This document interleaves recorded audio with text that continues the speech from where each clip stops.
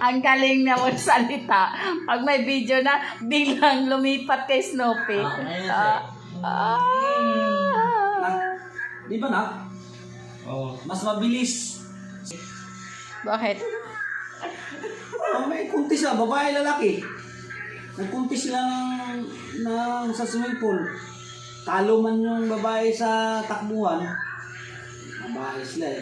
Pero sa swimming pool, panalo yung babae. Bakit? Eh ano nga eh. 4 yung sa lalaki. Kamay. Paa. Nakahubad din sila. Tanungin kita. Hello, Seryoso ka ba sa trabaho mo? gumaganyan yung didi sa babae kung lumalangan na. Kabila din, gumagayat na. 6 lang. Ang bilis makarating sa... Ano yan? Ang tatalo? Laylay yung didi eh. Mas maganda siguro yung piliin mo, mag-practice ka na, mag-practice yung didi mo rin, i-exercise mo tuwing umaga. Ginaganon mo para lumaylay siya, umabot sa dito. Pag lumaylay na siya na, pwede mo na siya i-ganyan dito. Ngayon, pag nanganak ka, lalaro ka ng retumit, sabihin mo sa anak, Nay, didi ko na eh. Huwag ka huwag ka maingay, naglalaro ako. Andiyan ang didi mo, dito ilagay sa didi na ako. Siguro talaga to siya. Saan kaya to, di man ako marunong magtungit. Tapos pag lumangoy na sila, mahaba na yung didi na. Oy, mahaba na yung didi. Pagkampay nila na kasi malaki yung didi. Kaya nga, pinagbabawalan ng pinagbabawalan sa Olympic yung mga babae sasali sa swimming pool versus lalaki. Bawal yun. Wala ka pang nakakita na babae na lumalaban sa lalaki na nakahubad yung babae. Kasi makipagkumpetensya yung lalaki na bawal ka lumaban ng nakahubad. Nagbabawal yan. Pero pwede sila nakahubad di ba? Pero kasi nagsimula daw yung Feeling buntis na yan. Nagsimula itong lalaki na to, feeling pugi.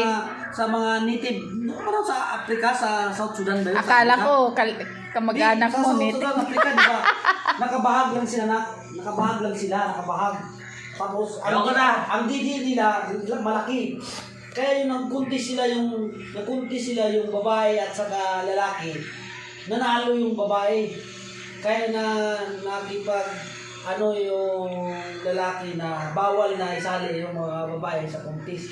Kasi pag lumangoy sila, 3 yung sikat nila eh. Pag ganun, tapos ito rin, gumaganyan, 3.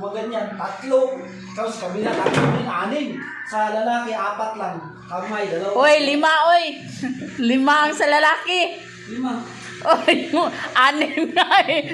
2 itlog at saka 1 buntot.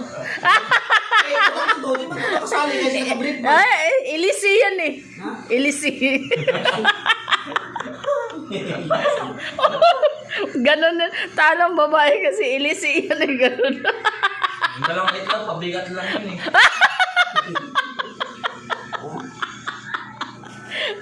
Sandbag. Kaya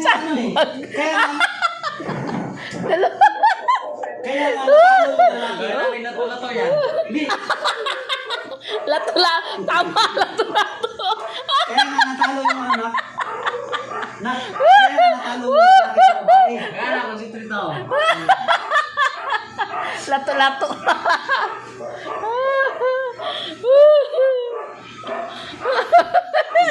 Wag mong isarado. Kasi ang init-init. Init. Hindi ba?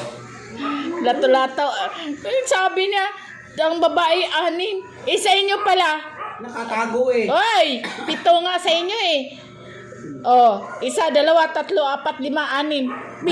Mahina nga makalangoy kasi malaki ang bayag. Mahina, yan, sandbag? Lumulutang kasi. Lumulutang ilisi yan. Pag lumangoy kayo, ganon-ganon, kaya di nakipagkumpetensya sa inyo. Yung babae, kasi may ilisi kayo eh. Kita mo yung cartoons na Phoenix? Kaya wala talaga pinagbabawal noon. Hindi nga. Makinig ka kasi. Ngayon ang noon. Noon. Ngayon. Noon kasi nagsimula na bawal makipagkompetisyon yung babae at Oy, siyempre bawal nga kasi may ilisi kayo, ang babae wala.